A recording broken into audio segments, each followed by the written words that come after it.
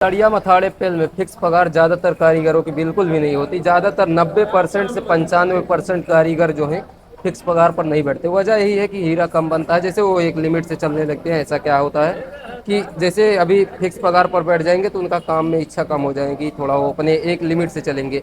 और जैसे फिक्स पगार पर नहीं बैठते तो खींच कर काम करते हैं, खींच कर काम करते हैं तो अच्छा काम हो जाता है। जैसे अभी हमारी अगले महीने की पगार, अप्रैल महीने की पगार हमारी 20,631 रुपये आई थी, और मई महीने की पगार हमारी 21,000 कुछ रुपए आई थी। और देखो इस पगार में मतलब अर्क फर्क बहुत ज़्यादा हो जाता है, जैसे 1,000 2,000 3,000 का हो जाता है। अभी काम कम हो रहा है बहुत। तड़िया उड़िया वालों का, इनका भाई साहब का तो 3-3 4-4 हज़ार रुपए का फर्क पड़ चुका है पहले से।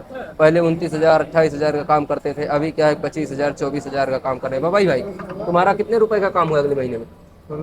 16,000। भाई का काम 16,000 रुपए का हुआ है अगले महीने में, भाई का काम।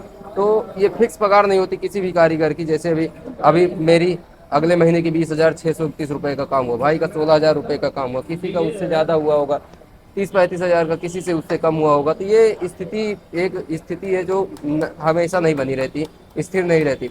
स्थिति जो है बदलती रहती है। जैसे किसी महीने में काम ज़्यादा हो जाता है, किसी महीने में काम कम हो जाता है।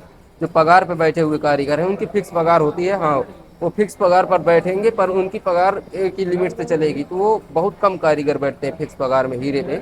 और तड़िया मथाड़े पेल में तो बिल्कुल भी कारीगर बहुत कम, बहुत बहुत ज़्यादा कम ही बैठते हैं कि फिक्स पगार में बैठ जाएं। ऐसा बहुत कम ही कारीगरों के अंदर देखने को मिलेगा। मैंने 2-4 कारीगर देखे हैं, जब से काम कर रहा हूँ 4 साल के आसपास हो गया, 2-4 कारीगर देखे हैं जो फिक्स पगार पर बैठते हैं। बाकी फिक्स पगार पर कोई भी कारीगर नहीं बैठता।